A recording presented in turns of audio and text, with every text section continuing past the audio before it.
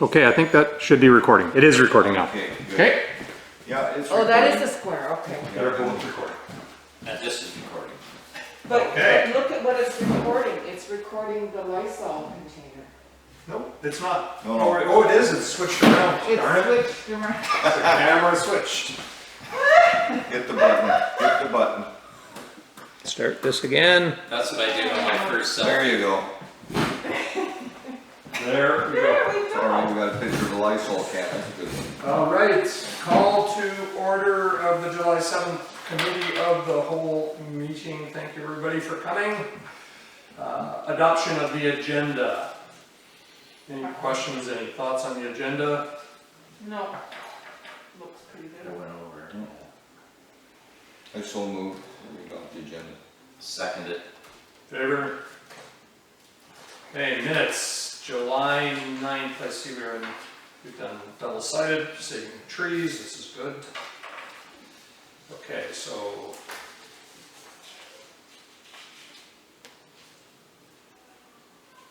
Just a quick review, everybody's names are correct. Date is correct. Item 6, what is capital F, another F? Probably the word follow, Oh, okay. we'll correct that. I thought, oh boy, that's something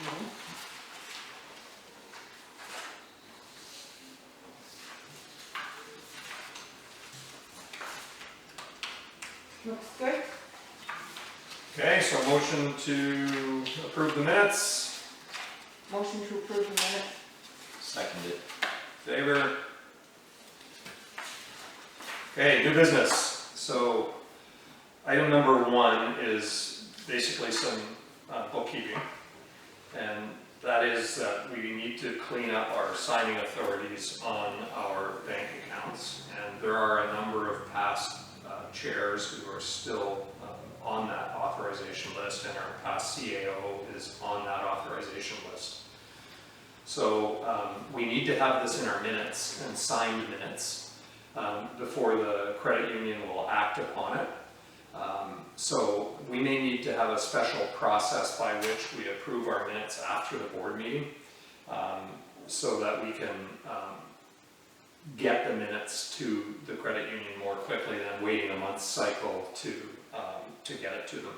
But the proposal from our deputy admin is that we remove all signers that are currently on the account other than Janice Swanson, our deputy CEO, and Ted. And that we would add to that myself and Ian Ham. And we would say Ian Ham just to have another person who is often available as an employee of the regional district that could sign a check if needed, right? Because we're dropping, and we'll get to the CAO replacement strategy, but until we have a permanent CAO in place, we should have 2 employees who can sign checks. That would be my thoughts on that. Well, what about Janice though? Well, she can sign checks today. Okay. And so what we're saying is that we would have Janice and Ian. I'm sorry, Lindsay. We could do that, and Ian would be a more senior member of the team, right? So that I think is why that is recommended. No, that's fine. Yeah. And so the motion is to remove as signers on all Union Bay credit union accounts, including account 6494 operating account, account 594903 point of sale account, RBC account number 800-107-1349, business account, other than Janice Swanson and Ted Harrelson, to add as signers on the above mentioned accounts Ian Monroe and Ian Ham. So motion made. I'll second it. Discussion, which we've kind of already done. No, it makes sense to me, and makes sense to have Ian also because he is more senior and around, he's around. So, I'm good with it. Regarding Ian signing, now, I don't know when you go back back to the previous fire chief, if he had any signing authority or whatever because of the CAO thing, I don't think he did. And I know, I can remember our CAO saying he was concerned when Ian came in that he might be spending too much money, this, that, and the other. And my feeling is, I don't think that has any substance to it. I think Ian is very responsible. I know if...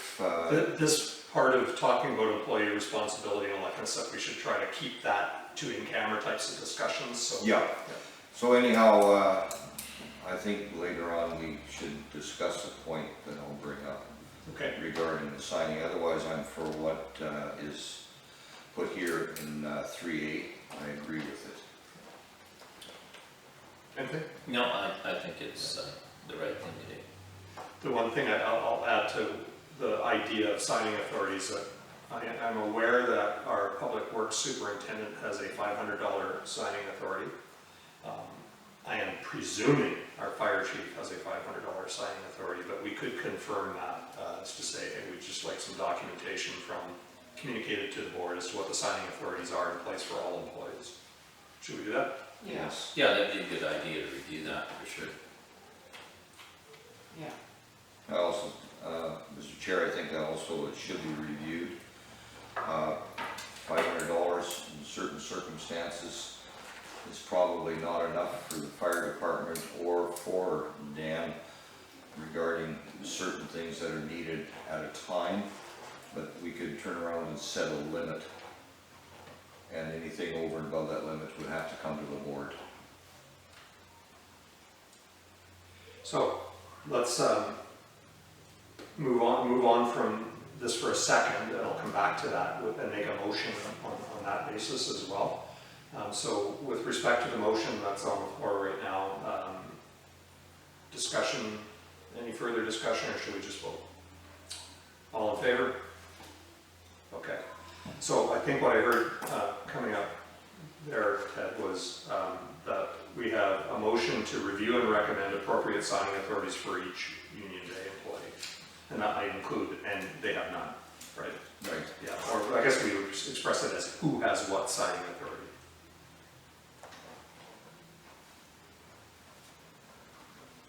Okay, so motion on the floor.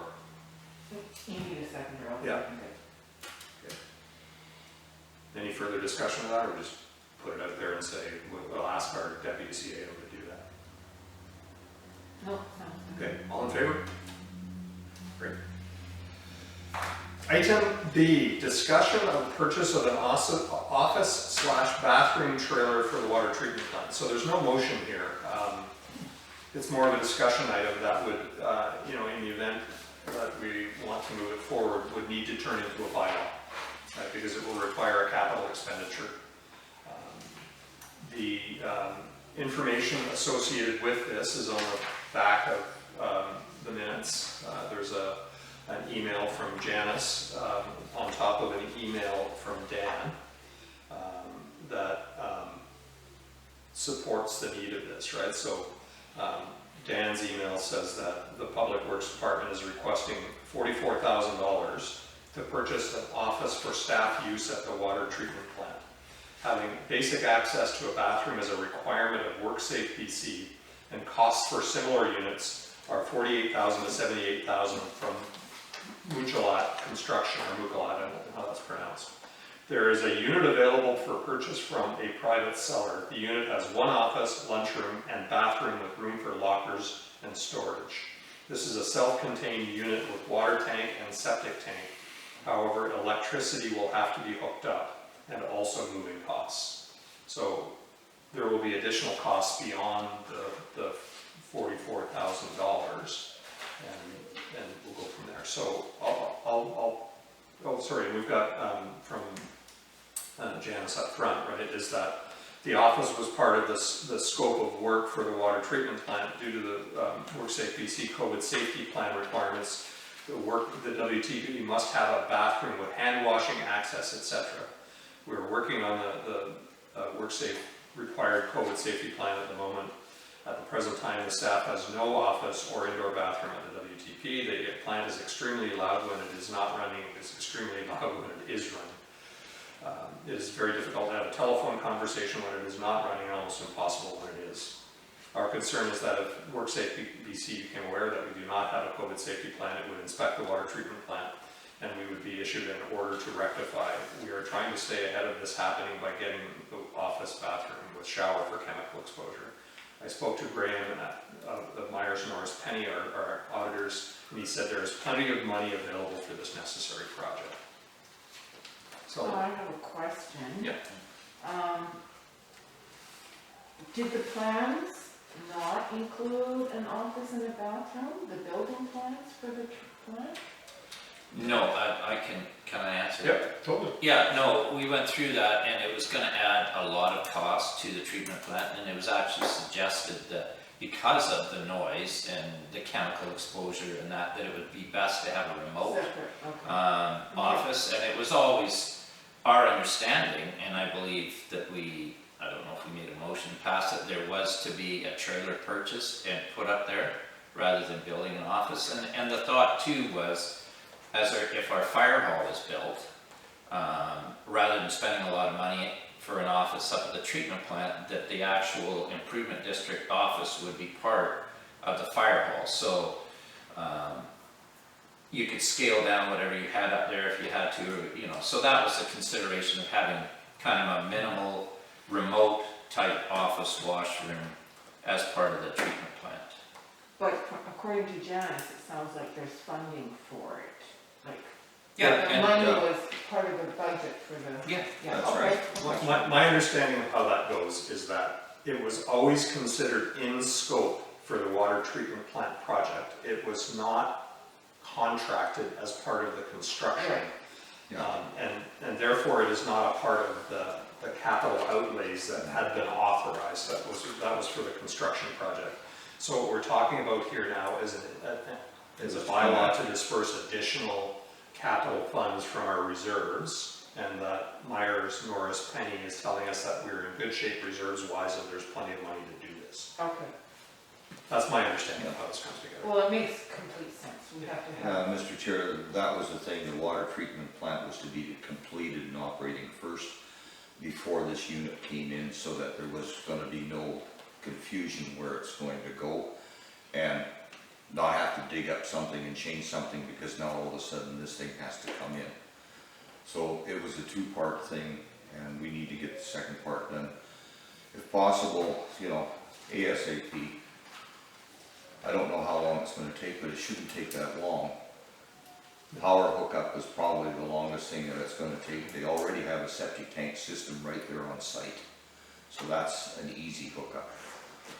So, because it's cold in that plant, I was there when she was there, and her hands trying to sit there on the computer and do things that need to be done, you know. So this trailer, does it have a shower or? Yeah, Okay, yeah. That might have to be increased, you know, increased on whatever chemical cleanup or something like that, but I'm pretty sure that can be incorporated in that trailer quite easily. Is there not a rinse station already in the? Yeah, there is. There's a rinse station, yeah, but It's not a full again, shower, Yeah, and that's the protocol. Oh, with there's the not a chemicals. no, Okay. no. No, the In trailer. in the plant itself, there's a rinse station, but that's it. oh, I see, no, but the trailer needs a shower. The trailer has a It shower. has a shower. Okay, Yeah, it has a three-piece.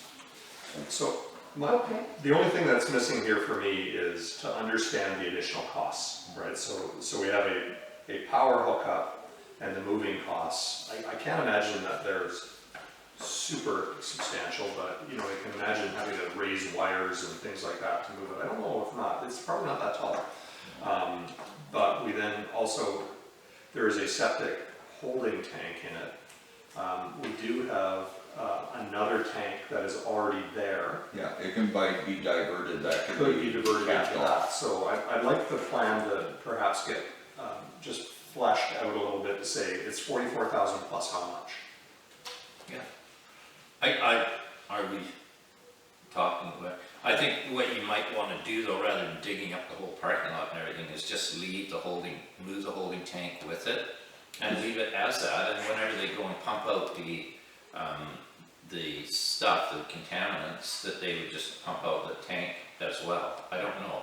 It's like a trailer holding tank, it's Yeah. right on the unit. It's on the unit itself, so rather than, doing a whole bunch of excavation and piping and, I don't know, Yeah. just. Yeah, well, let's suggest- ask them to say what's the plan, right? Yeah, For that as well, because as I understand it right now, we are having a septic company come and pump out the, effluents, it's basically organic material that isn't sewage. yeah.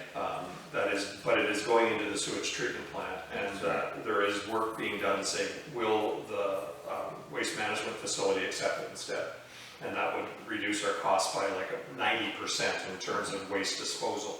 So that would then mean we would have two different processes, but also a need to keep sewage separate from organic materials. Yeah, you're right, that's a good point, where the trailer should stay on its own, because if we do get approval to put the effluent into just the waste site then Yeah, we couldn't put that, yeah. You'd have to have a holding tank in the ground if that was the case. I don't, pardon me for stepping in, I'm not sure now if a septic truck comes and pumps out that tank, because there's no field, if that's the case, that effluent is probably going to the pet stock up at the water treatment plant, or I should say the secondary treatment plant, and it'll be going in to their process and into a digester. Yeah, it is now. Along with sewage, so I can't see a problem. well, it would be, and it is now actually, that organic material that is bubbled off the top of, which, is really just loam coming out of the, or peat coming Yeah, out that's of the peat. lake, right? Yeah. But there's a lot of it. Oh, sure. Oh yeah, there's a bunch.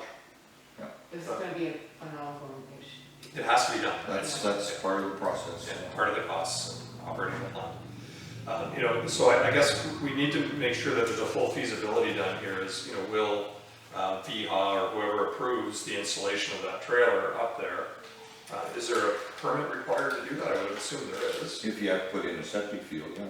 But is there a permit required to move a trailer onto that site? I think we need this full plan fleshed out a little bit, right? And saying that there's, some tentative approval here for this, but in order for us to pass a bylaw, I think we want to know the full plan before we do it. Yep. Yeah, we need to know all three details. And then if it's the case, we gotta apply for permits to get it there.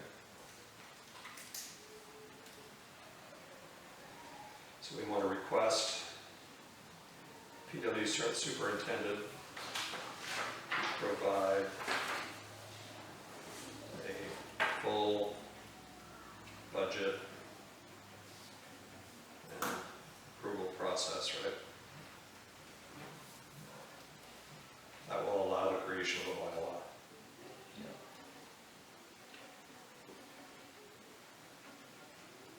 And Mr. Chairman, also when that trailer comes in, I'm sure that there'll be the cost of skirting it as well and closing it.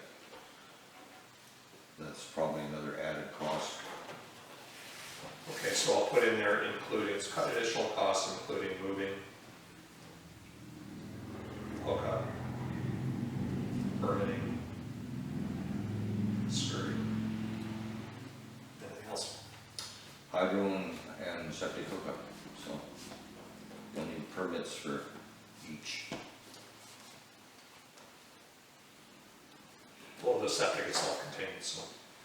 Yeah, but I'm just saying if it you is. allow it to go into Yeah. the holding system.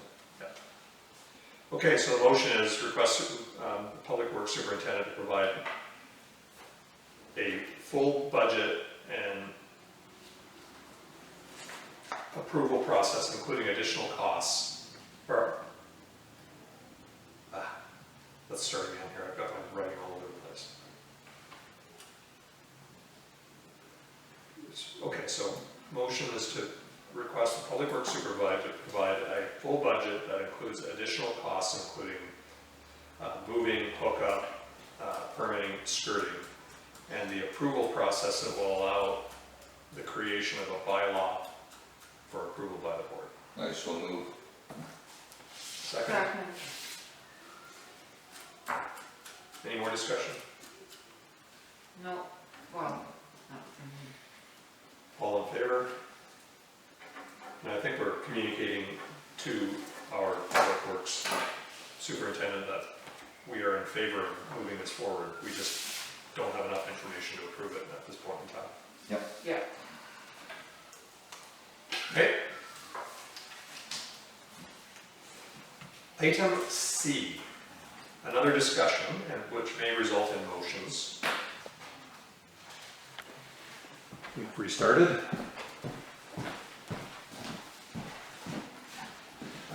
Yeah, so we have a logistics process so that we need to, sort of flow through to say what would timing look like, right?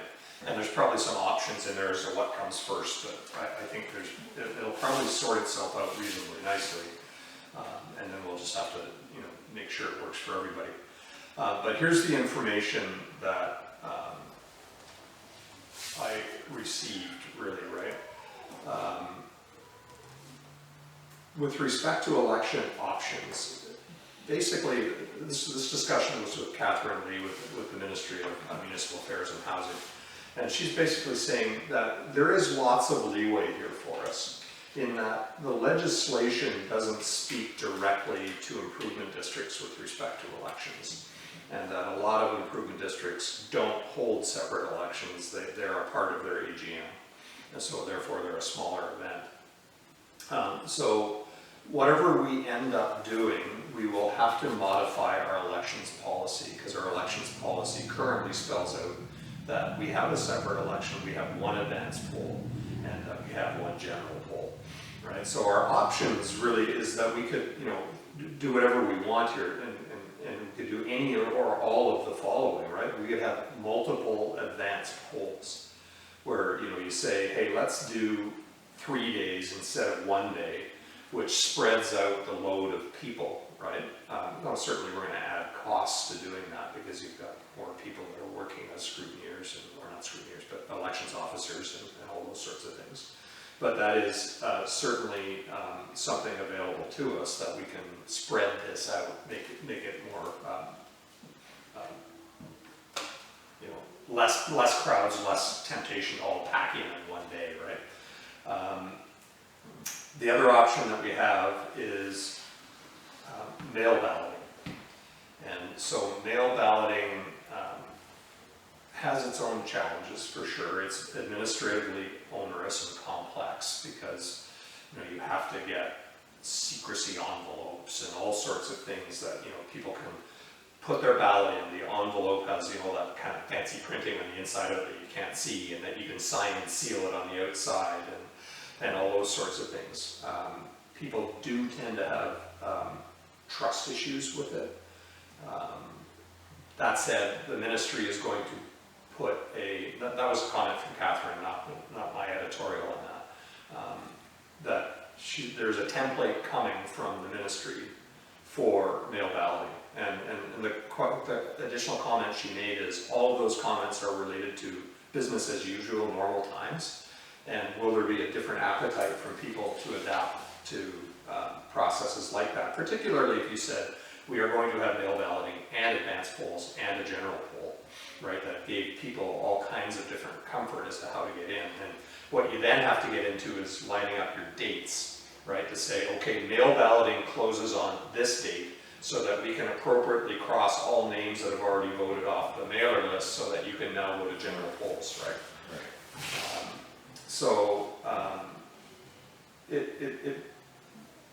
There's one more thing that comes into this, right, is that we're still pursuing this idea of redefining ownership, or who can vote, from you're on title to this declaration of substantial interest in a property. That's that statutory declaration that says a spouse not on title can, in certain circumstances, vote.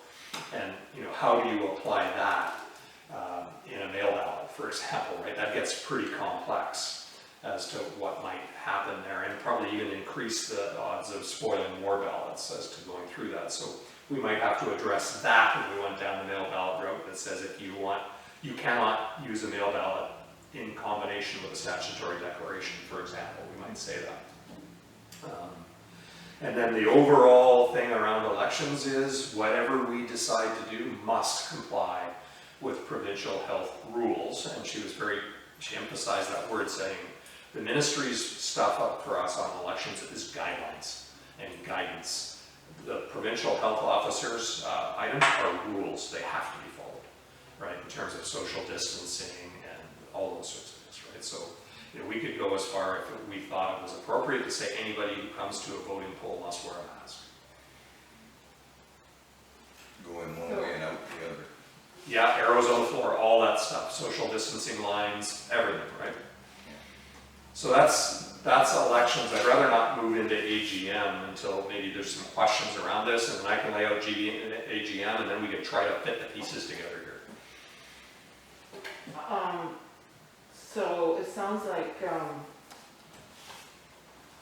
first of all, we already have three voting options with our current election policy. We have an advance poll. No, we have just two. Okay.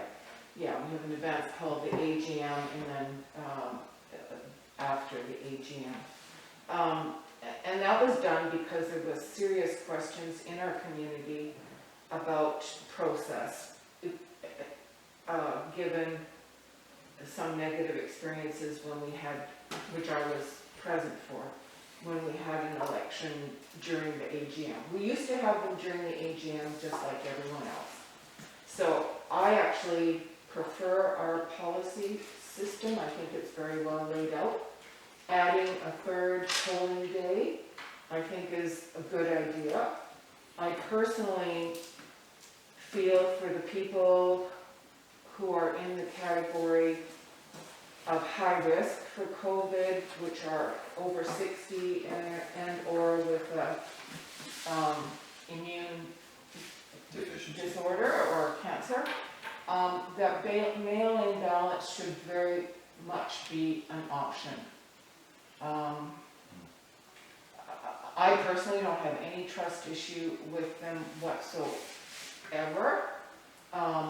We discussed the statutory declaration previously, and I believe we all felt it was important that that be done ahead of time, and that people come forward to the office and with their spouse or whatever, and, you know, set up that, do the statutory declaration ahead of time. So I think all those things could be accomplished. I'd like to see mail-in ballots, I'd like to see the statutory declaration be announced to the public and done properly. And I'd like to see 3 polling days. I think that's a really good idea. I also want us to call the nominations as per our policy, which is a month ahead of time, which would coincide with the announcement for the AGM. So I'm totally open. I know that we can do just a one-way enter, exit. I know that we can make sure that there's no more than 5 or 10 people in the actual hall at any one time. We can even get numbers and people wait in their car out in the parking lot. Like, we really do have a lot of options for, I believe, for making sure that this is safe for everyone. I'm sure that those guidelines got to be followed with COVID the way it is. We don't have a vaccine, and yes, some people could be very susceptible, and it could be very health damaging. Yeah. And wiping and cleaning the pencils, like, that are used for the balloting, and, you know, all the cleaning stuff we can do. I'd be happy to have giant boxes of pencils that are single use. That's right, Yeah. single use, and then you just throw it in the box when you're done. Yeah. But it's a case, I think, yeah, we can do it.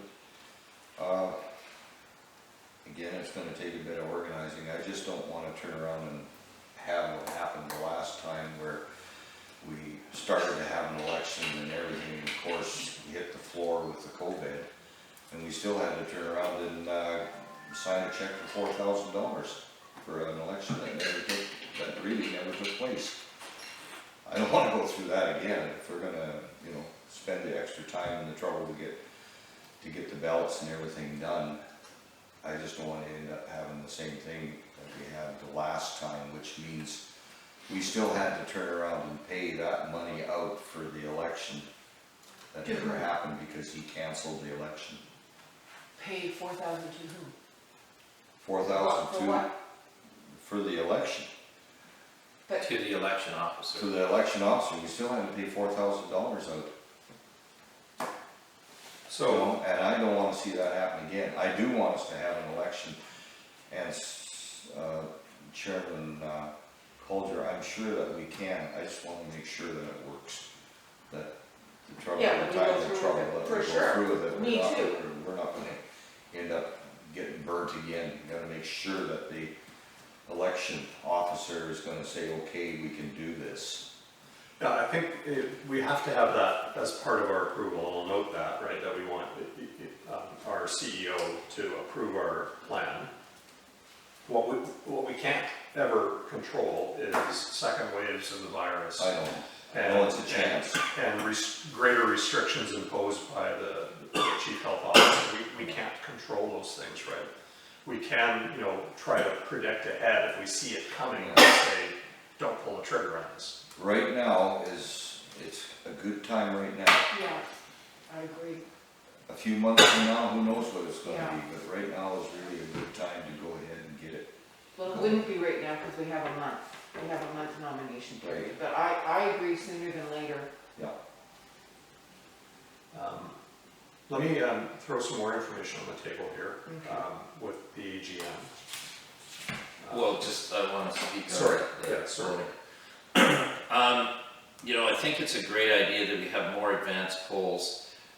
I know the mailing thing sounds like a good idea. I think what would happen though, we need to research it a little more. How long of duration is it before the election? Because I really would like to see this election being held in at least September. If we get into October, then, if there are people waiting outside, it would be, bad weather. I think it would, We're in the flu season again then too. yeah, I think we're all on. Yeah, the mailing thing's a good idea, but I think it could be costly, and then it would have to be completed in a lag time before the actual election. So it could drag it out. It would extend it.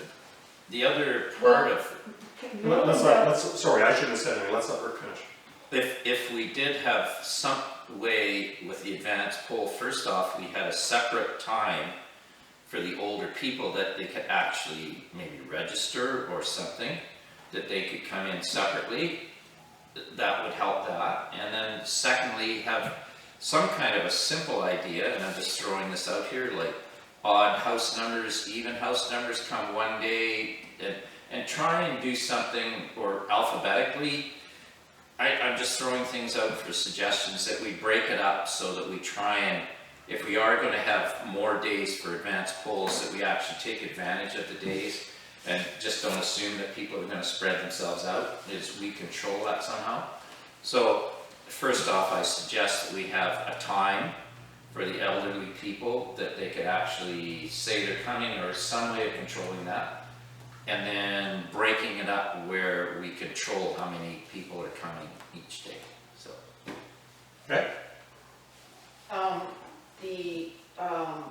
How the stores have been doing it for the separate time for the elderly and people with compromised is first thing in the morning, before actually opening hours. So, on that note, for our voting times, I'd like to see it go from 8 until 6 p.m. to give people time who work beyond 9 to 5.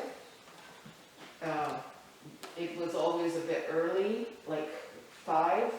Anyway, I'd like to see a little bit of a longer day and a separate time. Perhaps the morning seems to be the time for the older people to vote, and just have that be the case for every single election day. But We've been doing, has it been 8 hours? it's been less. It's been like. I think it has to, by law, it has to be 8 hours, if I remember right. The polls have, or exactly 8. I think they have to be open 8 hours at a minimum. Yeah. I think it was. And we were probably doing that. where it might have been like 9 to 5. 5, yeah. So I think it should be at least Yeah. 8 to 6. But anyway, have the first 2 hours, for example, be for Yeah. the elderly and or compromised. I think we could, kind of control how, we're taking advantage of having spread out time, but I think we need to control how it actually we're taking advantage of it. I was still talking, sorry. Yeah. The mail-in ballots, how elections are done with mail-ins, or mail-ins are counted afterwards. In other words, there isn't a waiting for the mail, no, they're called absentee ballots. So absentee ballots can be sent in, in our provincial, like people who are military, who absentee ballots are handed out early, but they can be mailed in at any time, and they are often counted after the main election. And sometimes they're not even counted if the results are really like sweeping one way or the other. They're counted when there is a very close tie. So I'm just saying, they don't have to be done ahead of time as well. Like, they don't have to be opened and counted before the election. Well, that's what Ian said had to happen.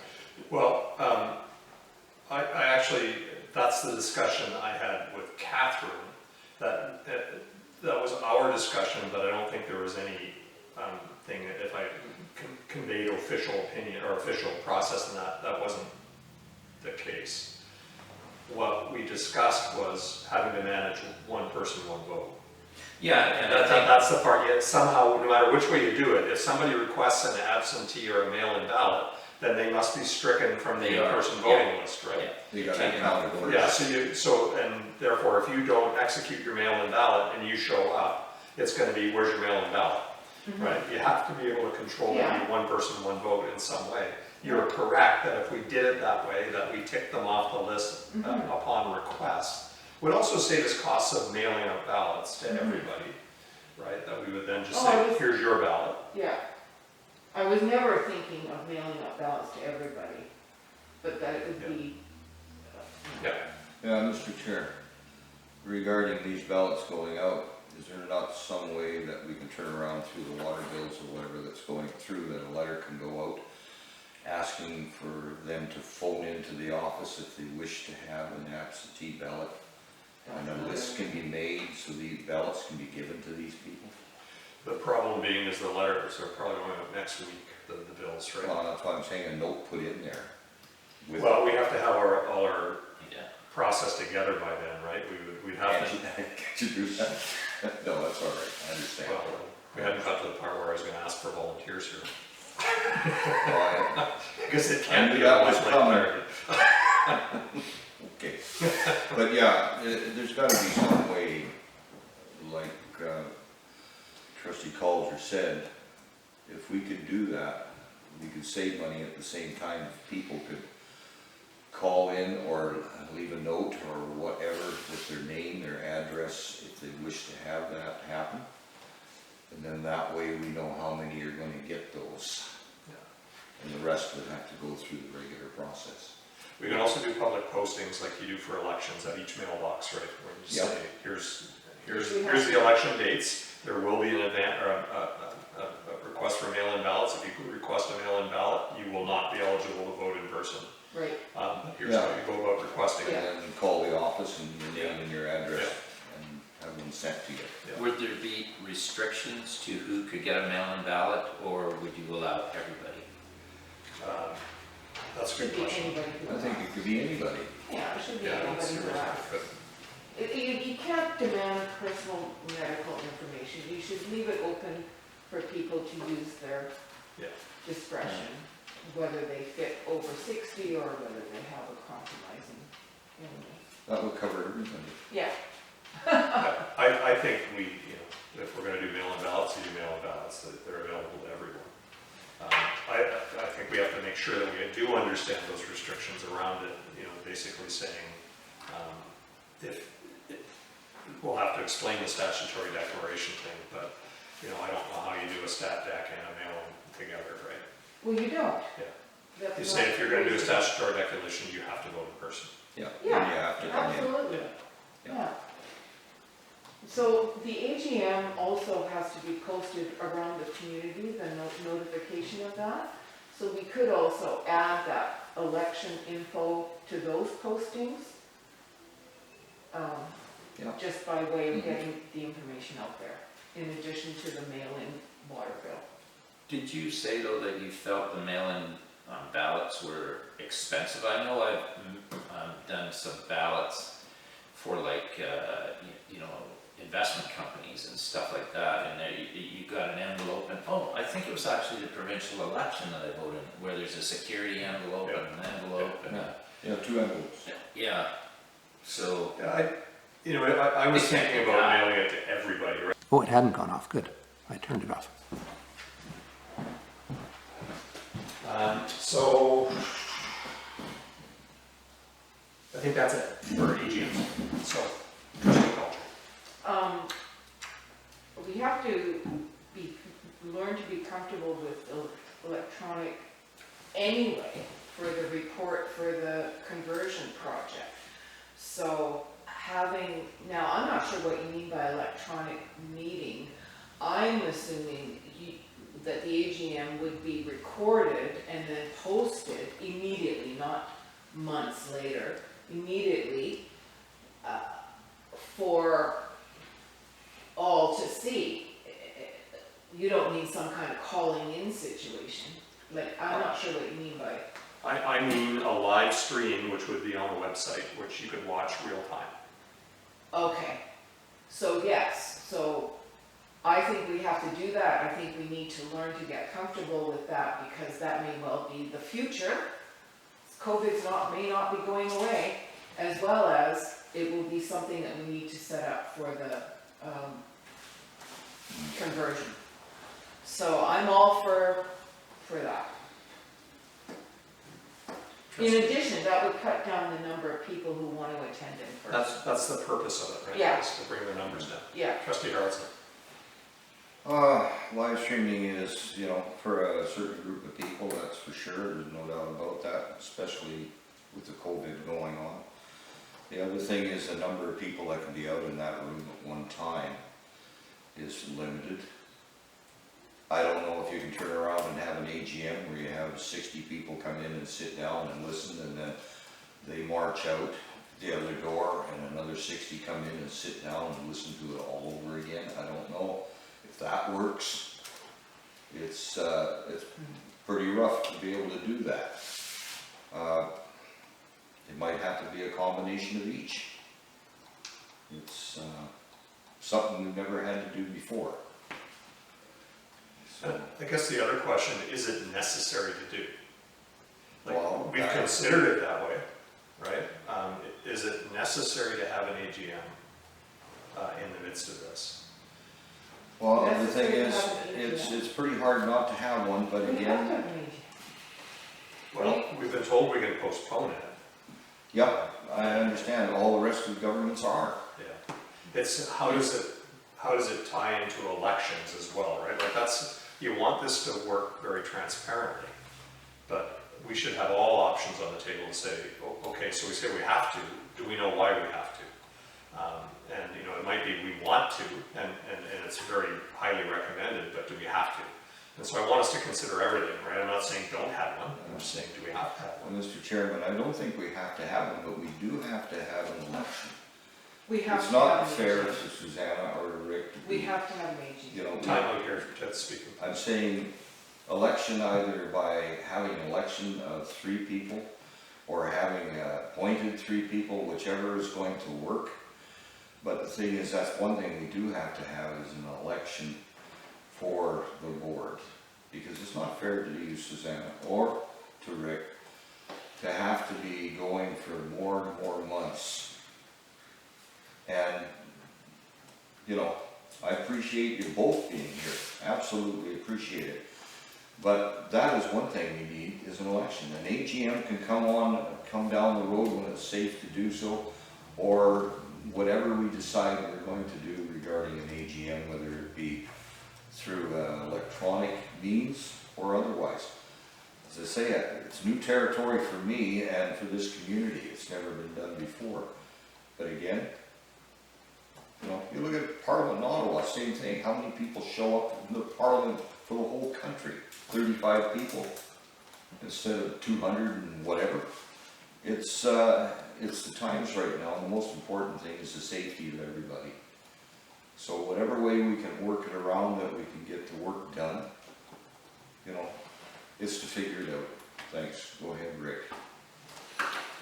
I think in all of this, I've been involved in a couple of governance study conversations, you know, and, you know, as I listen to it more and more, even yesterday, it's very evident that this referendum is going to be put off probably for an indefinite amount of time, because to get the information correct, there's a lot of issues that have to be resolved. And, you know, I think it was mentioned yesterday that we're talking about a November, December referendum. And I absolutely don't think that we should be delaying our AGM or our election until the referendum is held.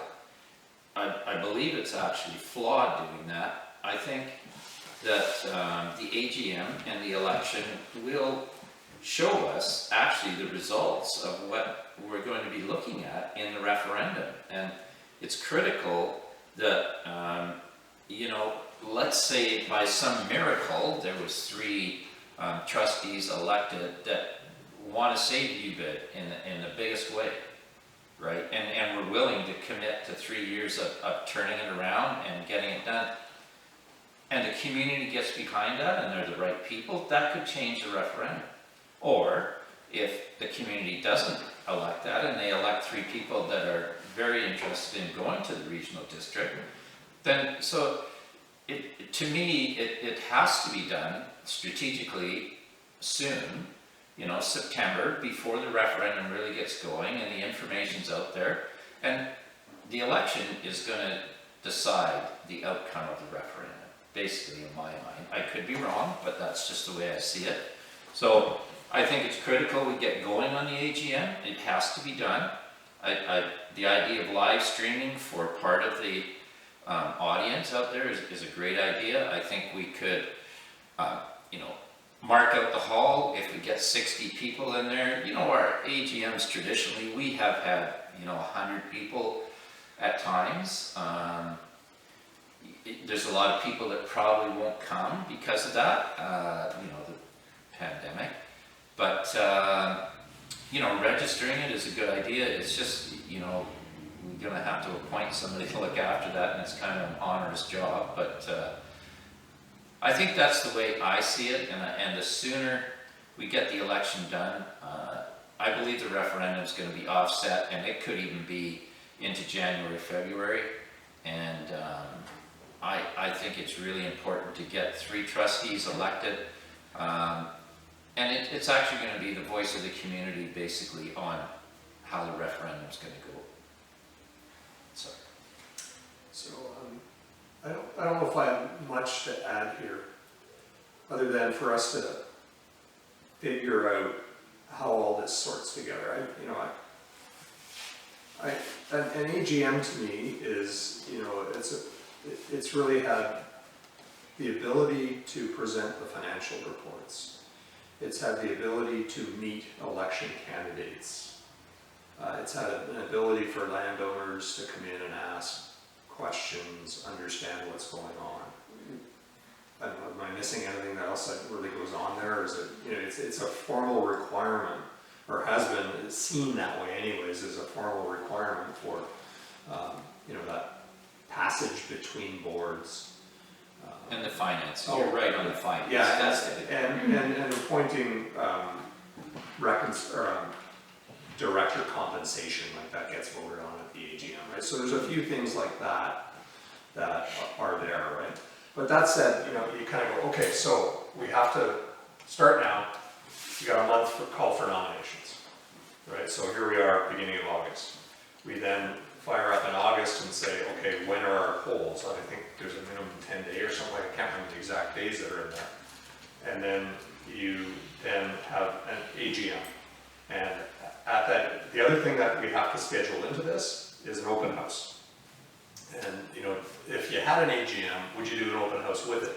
Like, would you combine those events together, right? I don't know.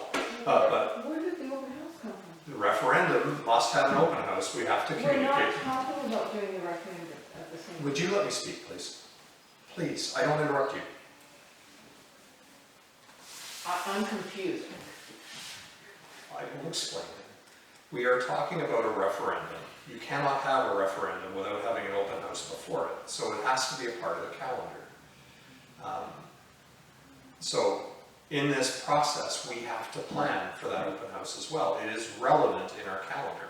So what you're looking for is, and I said this word at the meeting yesterday with CBRD, which is I am very concerned about voter fatigue and event fatigue with how many times we make people show up and do something.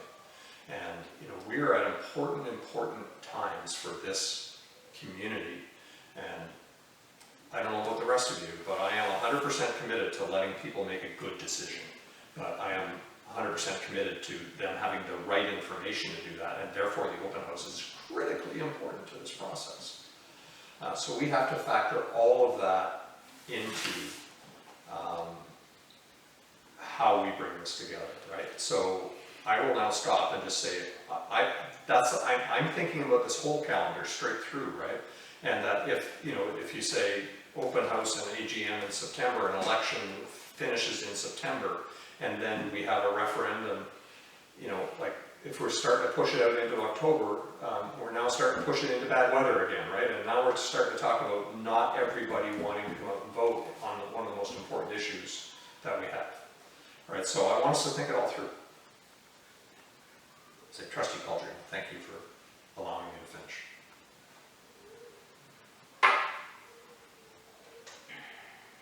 So, according to our letters patent, the AGM is not an optional thing. It is very much a required thing before the end of April 30th. The public, for no fault of our own, has been out of the loop for basically the last 2 years and are very fed up. That's why it's important to have the AGM. Having the financial information is part of the decision-making process for the referendum. You're right, they're all tied together.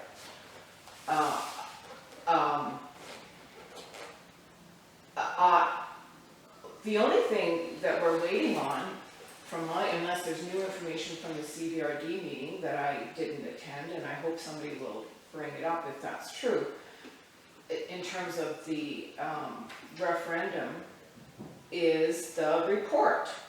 So the open house is the dissemination of the report, correct?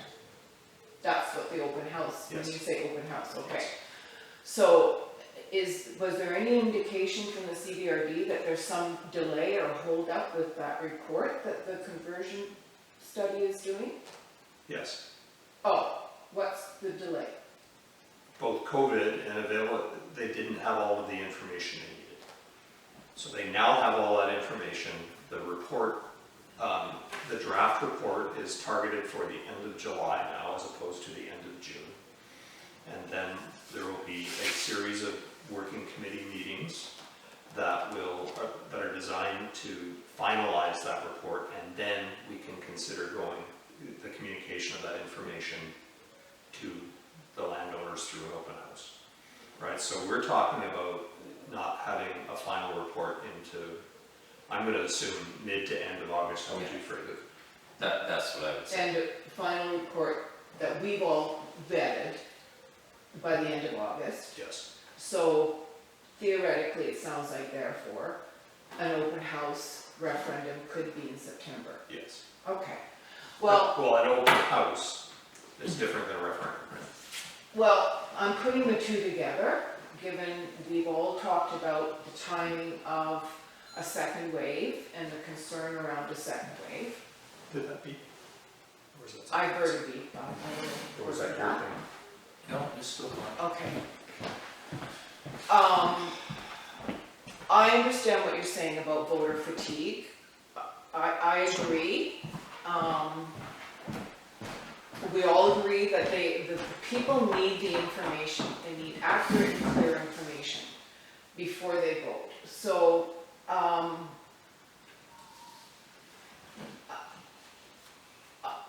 I think we're wise to, are you thinking we could do an AGM and an open house at the same time?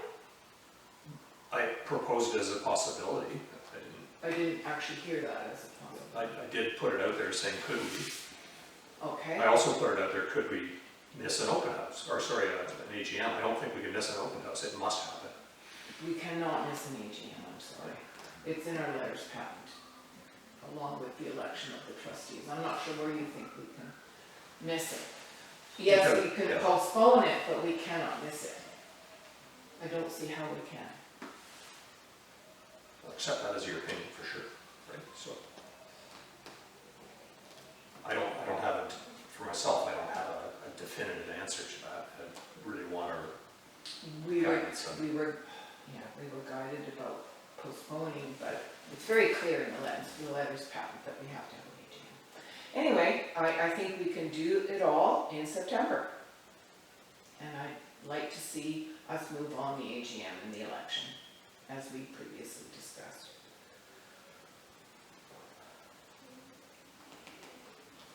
Good. Susanna, you good? Yeah. Ted? Yeah, under the letters patent, it's true, there has to be an AGM. It can be postponed for one reason or other. COVID is one reason. But again, we don't know where this is going when it comes to COVID, that it's got a mind of its own. It's a bit of a balancing act.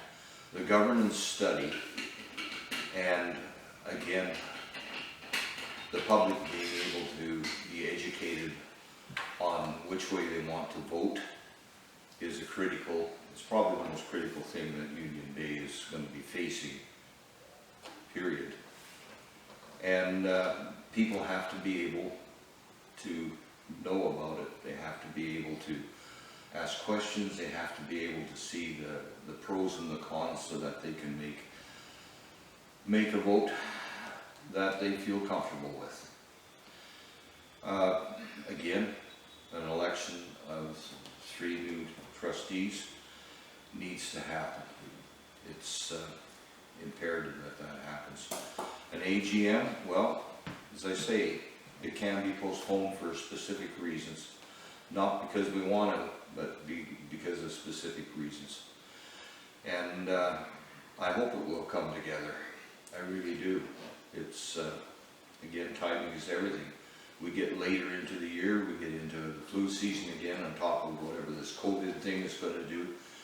And I wouldn't want to be going that far if we can get it done sooner. You done, Ted? I'm done. Yeah, so for me, I think it's just critical that, I don't think we should worry about the governance study with what we have to accomplish with the AGM and the election. I can see that there's so many unknowns with that governance study. They don't even know how many kilometers of pipe we have, right? I think that we need to be rational about it, and right now is the time to move forward with it. If we delay it in any way, shape, or form, second wave, bad weather, all of that sort of stuff, I think if we move now, the election I would see in September, have August to get organized. August would be a very bad time to have an election. There's a lot of, could be people away, not as many as normal.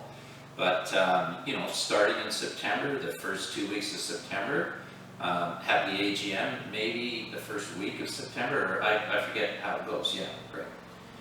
That's what I see, and I don't think we should try and control what we have to accomplish by worrying about the governance. The governance study is an animal of its own, and it's going to evolve as it evolves, and I don't think there's any, it was mentioned yesterday, I think by Warren from the regional district, that he is thinking of a November, December referendum, right? And it seems every time we discuss this, it moves. It's a moving goalpost. So I think, you know, we've got a lot of stuff to accomplish where we are defined to the fact that we have to have an AGM. So let's do that. Let's have an election. And then, you know, as it falls into place with the governance study, fine. If not, we've accomplished what we have to accomplish. And I think it will actually set it up better for the referendum if we have our election and our AGM and that information's out. I think it's a better choice for the people to know who their trustees are. And again, I think the election will define the referendum. So that's my take on that. I'll be brief. The only comment I have is I can't see not trying to get the open house done as quickly as possible. Like, Yeah. people are hungry for that information. And I can accept the idea of separating the referendum from the election, although that does cause me some grief in terms of this idea of electoral fatigue, right? So, you know, there's a natural thing for me that says that So, we all agree that we want to proceed as quickly as possible with our election and our AGM. What about if we, given that the report is moving along according to schedule, what about if we plan, if possible, to have the open, like we will schedule, there's a bunch of dates we have to schedule. We can schedule the open house with the idea that we might be able to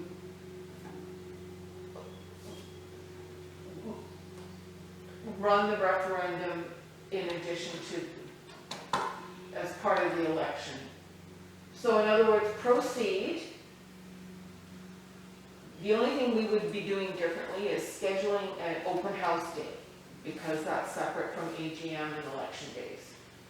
And proceed on the idea that maybe we will be able to have the referendum be included in the election.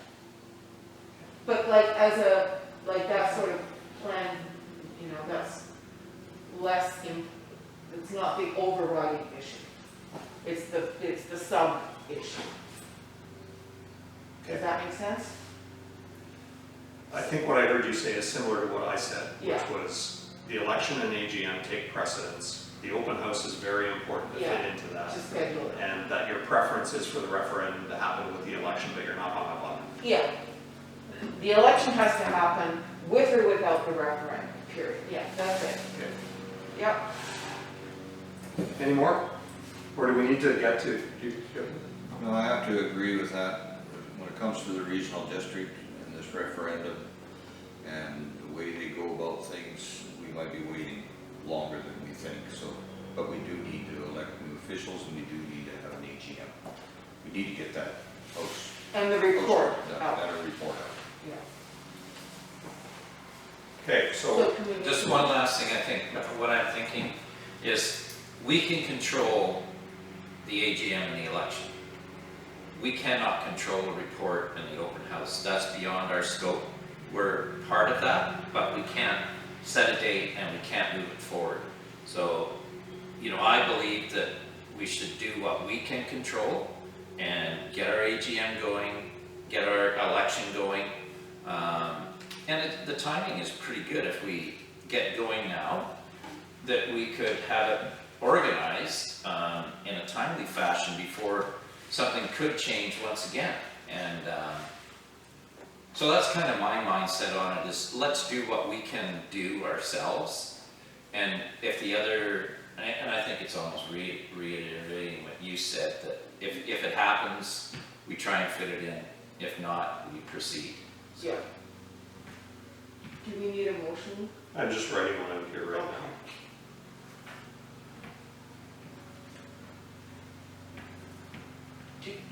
I didn't bring a calendar. Does anybody have a calendar? Let me just get this motion out first then.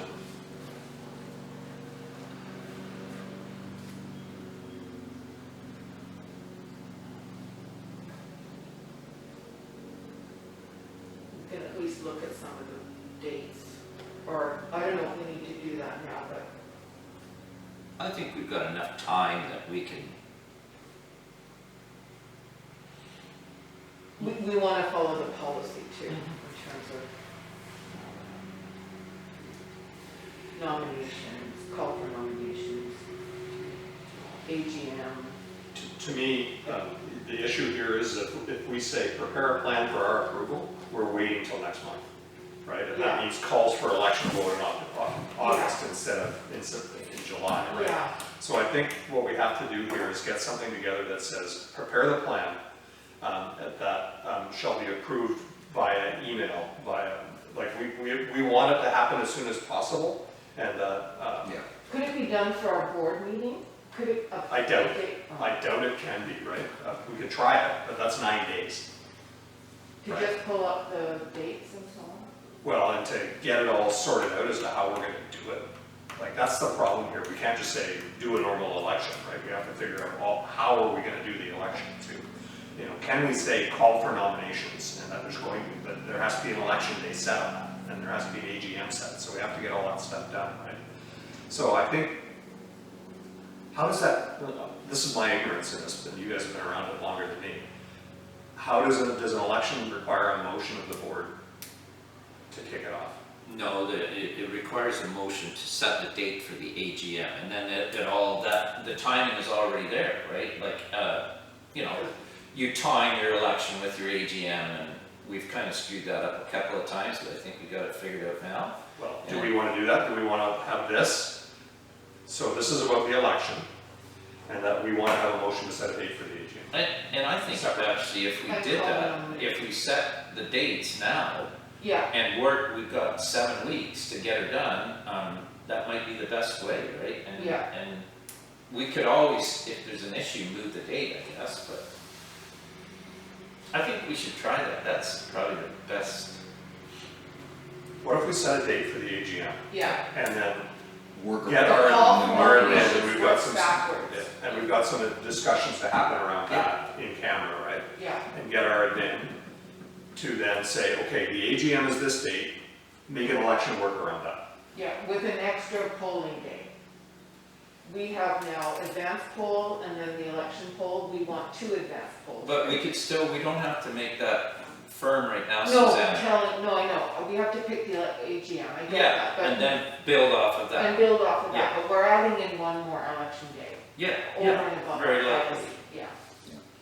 So we're looking at September, have you got September's map there, or map? Yeah, and like, September 1st is a Tuesday. Also a holiday. The holiday's the 7th, I believe, It's is the Labor Day. first Monday. Yeah, September 7th is Labor Day. And we have Tuesday elections, is that what we've been doing, or is it Thursday? No, Well, what they're I was always gonna- Thursday, because they were. or they used to Saturday. be- No, No, Well, but so September 3rd the would be AGM the is first Thursday, which would probably be really good, and then the election would kick off. After that, it's usually 2 weeks following. it's the advance poll is one day ahead of the AGM, and then there's an election day after the AGM. So there's one ahead of the AGM and one after. I thought that the candidates came to the AGM. They do, that's why there's the full day is after the AGM. Okay, I can't remember exactly how it is. So, you know, you either would have your AGM, maybe you would move it out to the 10th. What day of the week is that? A Thursday? That's a Thursday, Okay. the second Thursday of September, where it gave you that time to have the advanced poll. Of course, that's kind of challenging the Labor Day weekend in there. Yeah, no. So maybe you move it back to the 3rd of September, or you move it out to the 17th of September. I don't know, that, What about the last week of August? Have the one advance poll in the last week of I August? think we're talking about the AGM here, I guess, when the schedule that. I think you're better off to wait till September, where people kind of got that mindset that they're It's at home. You know, it's September, and I don't know, I think, yeah, either the last week of August or the first week of September. Kids are back to school, what, the 6th of September or something like that? I don't know. It would be the 8th, they're back on Yeah, probably Tuesday the 8th. after the Labor Day. Yeah. So is it better at the AGM before or after the kids are back to school? I'd say Well, probably better after, probably after. because more people are, you know, Oh, yeah, established that they're actually gonna be. So I think having the AGM on the 10th Yeah, is good. And then at least one advance poll the week ahead, like, I guess that would be the first week of September. And then the full voting day, sometime after the AGM, the Saturday, if it's a Thursday, so 10th, 11th, that would be September 12th. September 3rd advance poll. What day? let's not put election into this. Let's No, that's- schedule AGM and then yeah. instruct the administration to build a schedule. yeah. Okay. So let me read two motions, right? Motion to schedule AGM for September 10th, and then motion to instruct administration to prepare an election plan.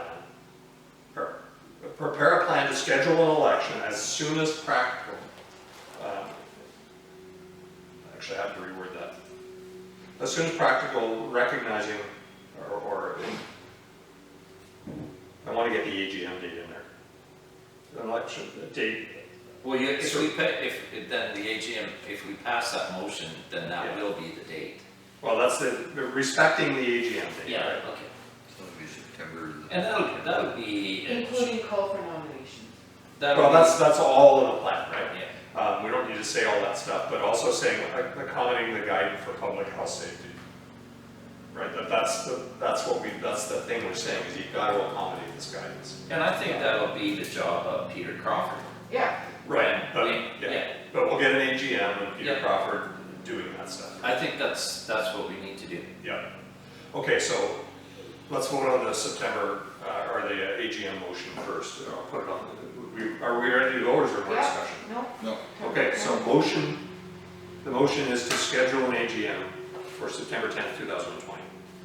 And that's a Thursday. Second. All in favor?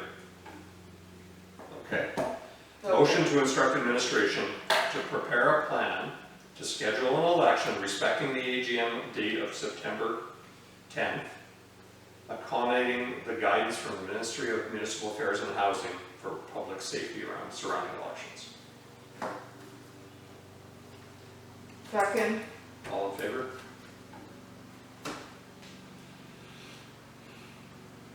Okay, and what we've left out of that is anything to do with the governance study and referendums, and so we're gonna have to fit that in around this. Yeah, And that's what we've decided. it'll be easier when we get the whole picture. But as it evolves too, and I mean, Yeah. this way we're committed and we're moving forward and. Yeah. no. Okay, they're done. Yeah, We're good, cleaning up the loose ends for the improvement district. Okay. yeah. So next item on the agenda is an update from the working committee. We've kind of done some of that through here. I don't know what else, Rick, what do you think we should update here? I attended just basically because of the absence of our CAO. I gave an update on that to the committee as to where we're at with that. You know, basically saying that we're in the process of deciding a strategy for moving forward on an interim basis until we understand the implications of the referendum. But the board had not yet had a chance to discuss what that strategy looked like, so I just left it at that. Did they get the reports that they were looking for? Yes, On the dam, is that what you're Yeah, talking about? yes. Yeah, yeah, they talked about that they now have all of that reporting. they As still well don't, as the MAPL, as well as the Coors, sections. they haven't got that as we know. I heard in that meeting that they said that they did get the data, No. and that data would say that somebody gave Coors the permission to release the data. Oh. Yeah, the data that it would Yeah. somehow explain the missing 10 miles of pipe. Wouldn't you think somebody could just set the thing on their truck and drive the roads and where there's houses? I don't know, like, the thing that's happening, Ted's the only one that's outside of this because we're on the call, but they don't know if you have 40 kilometers of pipe or 30 kilometers. Oh my God. So we Well, don't, wait a second, they don't have the Coors knows, they were missing No, it wasn't, they weren't They were missing, exactly sure if Coors would have that information. they assumed Coors would. Yeah, they assumed, that's. Yeah, and so did they get that Coors info is what I'm asking. It was yesterday they said they got the course data, right? It could have been, Because I remember at the governance committee, they were saying we need to get. yeah, we need to get it, so And maybe they it was needed to get yesterday. permission to get it, so it was yesterday that I heard. Must have been Warren that said that. Because they were gonna send you an email about the technical thing that you were supposed to ask. Did you get that email? No, I didn't. So, we should check that. Yeah, because that's pretty important. Well, I imagine it was either Well, that'd be 25% of our system Haiti this. or one of the other surveyors that probably did that calculation.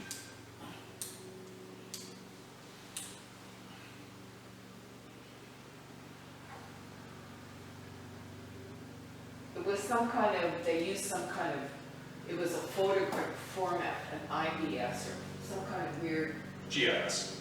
yeah, thank you, GIS. GIS letters. GIS, yeah. They thought Coors would have that. Okay. Anything else, Rick, that you remember from that? No, not just really that, it's kind of uncertain, there's a whole bunch of things that are still undecided. They need the information from our negotiations to know what our wages are going to be, to calculate that. There's a lot of things that are still out there.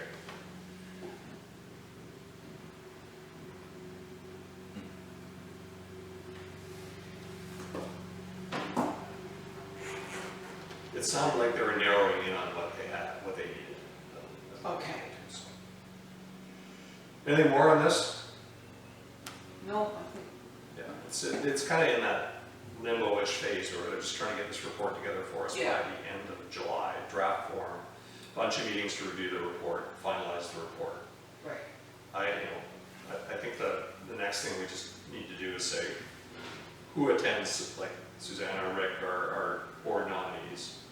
Do we put Janice on that? Do we put Dan on that? Like, I guess it's Janice really, Should right? be Janice. That we say that we'd like you to attend those meetings. I'm just letting her get her feet on the ground right now in the middle of this billing cycle and trying to figure out what this additional responsibility means. So can we move on to item E? Yes, so item E, discussion of modification of water tolls bylaw to include a provision for bulk water sales. I don't know how prevalent this will be, but it arose because a contractor from Union Bay Estates made a request to purchase water from us for road work in Union Bay Estates. And so our public works superintendent, in the absence of our administrator, came to me and said, what do I do about this? And he said, I'd like to just sell them water at the commercial rate, 1.3 per, whatever that is, cubic meter, right? It's in our package. Yeah, 1.3 Uh, cubic meter. Right. For metered rates, yes. Commercial rates for our usage rate. No, $1 per cubic meter, yeah. So what became apparent to me was we don't have in our water tolls and other charges bylaw any capability to sell bulk water to, on an ad hoc basis. Right? We presume that there's metered lots and that there's a commercial account or a residential account against which we bill.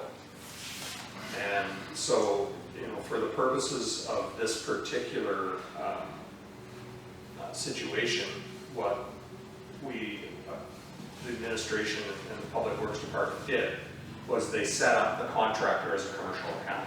So they're paying the quarter, or I've got the wrong bylaw here, I've got the one that, Paid quarterly. this was revised, yeah. It says quarterly and it should be bi-monthly, right? So that they'll pay that bi-monthly fee and they'll pay the water they use. The only difference will be, it will be an estimated billing based on the volume of the truck, right? So each fill will be so many, that's 4,000 gallons converted into cubic meters. And so the Public Works Department will monitor the number of fills and bill accordingly. That's how we handled it this time, but it pointed out that we do not have a provision for bulk water. And the purpose of putting it on here is, do we want to have a provision for bulk water? Will this happen more frequently, less frequently? What happens when it happens again? Do we just do what we did this time and say treat it as a commercial account? Or do we want to say, no, bulk water is, you don't pay an account fee or a quarterly fee or a bi-monthly fee, but you pay some higher number for your the water purchase? Or do we want to do nothing? That's why it's on here. Well, Could I ask a question? What falls under commercial rates? Like, what kinds of businesses get commercial rates currently? Union Bay oysters and so on. Yeah. Union Bay Oysters? Yeah, businesses. So Buckley Bay Gas Station? Yeah. So I'm just trying to determine, does Union Bay Estates fall under commercial? If there was a business, well, they're not hooked up. No, I know, but this is all work done for this Right. meeting center. And it was, I forget the name of the contractor. but Yeah, I think it. The contractor came to us and said. Yeah, I think it's a contractor account is what we need. It's like a contractor's coming in to do this hauling. Yes, yes. Now, this one has been solved, right? We Okay. set them up as a commercial business. Right. And they're paying their $90 or whatever it is for it's $90 for 2 months. And they're paying the dollar per cubic meter, right? And so that's how we handle this one. But that's a commercial account, and do we do that each time? Or do we say, no, here's a rate, and I'll just make up a number, $1.50 a cubic meter that is a bulk rate purchase, and you don't need an account to do it. Down at the bottom, water usage rate, dollar cubic meter under commercial rates. Got your residential rates and below that you got Oh, commercial. here, it's on bylaw It's 281. $1.30. Right, it's $1.30. It's $1.30, that's correct. Yeah. Okay. And that is, sorry, I have the wrong bylaw in here, but it was. You lost me completely. What page So are you on? there's no page numbers here, but if you go the first page beyond the email on the trailer, It's 2.4. Okay, Out here. you will see Yes. bylaw 281, amending bylaw 278. I put 278 in here just because, so we would have the whole thing. So, but it's $90 bi-monthly plus $1.30 per cubic meter. Right, so, do we want to have that, so we've got residential rates, commercial rates. Oh, The question is, do we want to add another section called bulk rates? so under bylaw 281, I think it's fine the way it is. So Why can I ask you a complicate? question? This office that Union Bay Estates is building, will it have a metered water? I presume every Every new connection has in there will have a meter. Okay, Yes, and it'll be a commercial building and be charged. yeah, no, I just Commercial wasn't rate, sure if right. it would have a meter. I hoped it would. I wouldn't Yeah, know. any new connection has to have a They meter. have to have. Okay. It's in our bylaws. So this is for accounts that are going to drive up with a truck and say, I want to fill my truck with water. I think it's absolutely necessary that we do something to remove the controversy and putting Dan in a spot where, I think that's the simplest thing to do. Which is what? Have a bulk rate for people that ask for water. And if they're not hooked up to a meter, then it has to be done differently. They can't become a commercial customer, right? They'll be getting a bulk rate. And You need a base rate for whatever size the tank is on that truck. yeah, you charge them by the capacity of the tank, right? Yeah. And most tanks are always marked, especially if they're hauling on the highway. So, And we don't have a meter on our outflow, right? No. So No. it's gonna have to go by volume of By the volume of the vehicle, tank. and you can whether filled or measure the not. tank and get the volume in 2 seconds on your phone. I've done it a lot. It'll say right on the tank, right on the tag what the volume is. Well, But usually. what amount would we charge? Well, that's a good question, and There's labor involved. by our staff has to be involved in the dispensing of the water. Yeah, that's true. Would there be a charge, initial charge to give them the water and then a charge on the amount for the water, or try and have it up blended? That's a valid question. And where are they getting it from? There's the other thing is, where Well, it where could are they be allowed any- to get it from? Any hydrant. Well, I think we would say, I think that's a part of this too, is where do you have to go to get it? Like, That's right. in this particular case, they went to the water plant. Yeah, because It was filled out of the water plant, because you here's can't the screw thing, it and back. Dan will tell you right now, if they just go to a hydrant anywhere along the run, and they crack that hydrant open to fill up their truck, they're gonna stir up whatever's in those lines, and that's gonna go down the lines to houses. So We that's have a why I'm policy saying that they says should be going to a certain point to get that water. other people can't be doing it, only our staff can open. the- Exactly, but it's like he said, at a fire hydrant on the run, whenever you crack them open, even if they crack them open, that's gonna stir up a line. That's No, I why mean, Dan- they want them to go to a certain point. Yeah, that's probably why Dan said to go to the treatment plant. Exactly. And that's a good thing, and the other part of it is that there'll normally be somebody there during business hours. And, you know, it would have to be only accessible during, you know, you couldn't want water on a Sunday afternoon at 2 o'clock or something, right? They could set a schedule. I think, I don't know,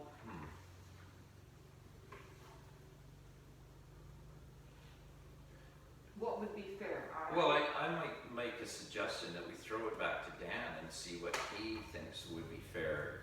He might understand this a little better than us. I don't think we could be charging $1.11 a cubic meter. I don't know that. What is it like in other areas, in Cumberland and Courtney, what Why are they not? charging? Well, I don't know, Suzanne, if that's enough, or Right, like a Yeah. cubic meter to me is not really how I think about water, but if I think about a water tank, Yeah. it might not be, you know, there could be 10 cubic meters in a smaller tank or something, so it might be, And how much are they using? That's the other thing. This was a 4,000 gallon truck, which worked out to something like $23.50 a load, yeah. right? Like, it's That's not that's that. what I'm conveying that in my mind to a cubic meter. So yeah, so there probably has to be a flat fee and amount of water used. Or you, yeah, like, Whatever. Or you So blend. it's X dollars to fill it and X, and then Whatever maybe it is. commercial rates for water. Whatever the Yeah, size- that's what whatever a the flat size of the fee- tank is what you should charge. Well, you could do that, or I think what Rick's suggesting is saying, okay, it's, just make a number up, $100 to pull up, and it's $1.30 a cubic meter. That's the same commercial rate, but it's $100 to pull up at the Okay. or $50 Okay. for each fill, or whatever, right? okay, Yeah, something like that. But again, you know, I think we should put it back to Danny and see if he could help us, and then decide from there maybe. Yeah. But I don't know, is that a good idea? I like it. It definitely should be on here to help, you know, Danny's gonna be put in these situations a lot with what's going Yeah. on here. And that, I think, would help him make the right decision to have that included in here. Okay, so the motion here is to request the Public Works Superintendent to propose an amendment to bylaw 278 to allow for bulk water sales specifying the location. 281? sorry. 278, 281 is an amendment just for the toll charges, 278 is the base bylaw. So amend bylaw 278 to allow for bulk water sales specifying location of fill, hours of operation, and rates consideration cost of water and other costs such as labor. Yeah. That's the motion. Second, All in favor? Good stuff. So this next one is something that occurred to me in my overly developed sense of doing the right thing and realizing that, every time my automatic sprinkler, every second week my automatic sprinkler system goes off, I am in violation of our water conservation and drought management bylaw. because I cannot set my sprinkler system to run on odd days, or even days, I'm an even number address. I can set it to run on days of the week. You know, I feel good about the fact that my sprinkler only runs for, 15 minutes, 3 days a week, so I'm not using the 4 hours that I'm allotted, right? But every second week, I am in violation of our watering bylaw because my sprinklers go off on Tuesdays, Thursdays, and Saturdays, right? If we look at CBRD and the rest of the valley, their bylaws, which are included, or their guidance, this isn't their actual bylaw, but if you look in the package, you will see what they do. Somewhere in here. No, I sent it to you guys separately, I'm So sorry. you send it separate. Yeah, That's okay. their restrictions are at stage 1, odd numbered houses water on Mondays, Wednesdays, and they water on Wednesdays, Fridays, and Sundays. And even number houses run on Tuesdays, Thursdays, and Saturdays. And then if you go to stage 2, the middle days of that sequence drop out, right? And then you go to stage 3, it's hand watering only. And so it's really, in stage 1 and 2, our bylaws align greatly except for how we express when you can water. And I think it would be wise for us to align with the rest of the valley in case there's, you see advertising in town or things on the radio or whatever, that our bylaws align directly with what our neighbors are doing around here. And it would be a simple change. Maybe it's a little more confusing for landowners to say, what are my days again? But we can have that thing on our website that they can print out and put on the side of their fridge or wherever they want to put it, right? That says, here's my watering days. But just to align with the valley. So that's the discussion. I'll turn it over to Trustee Calger to send it around the table for conversation here. Well, I'm supportive of being in alignment and making it consistent and easy. So, that's all I want to say. Sounds reasonable to me.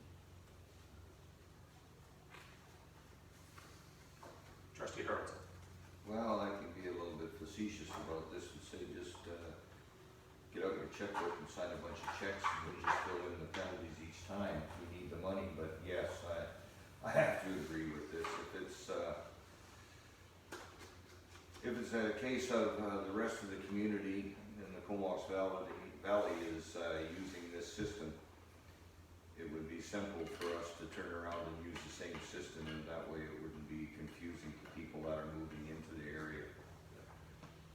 And good idea to send out a water schedule so that they can get it on their fridge or wherever if they have an automatic watering system.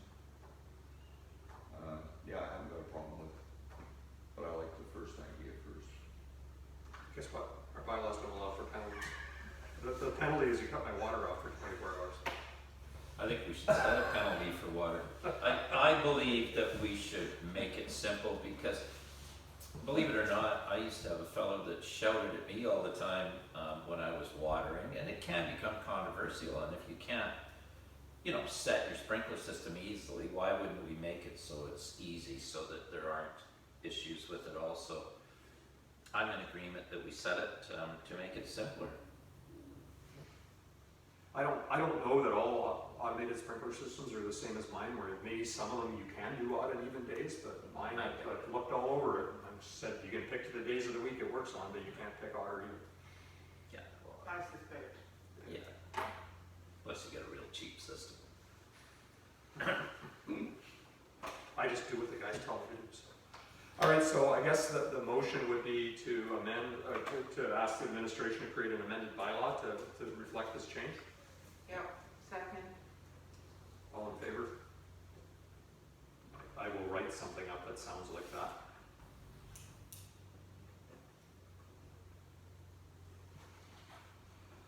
Okay, so I think that is the end of our public agenda, and we have a couple of in-camera items, so motion to go in-camera, turn off video.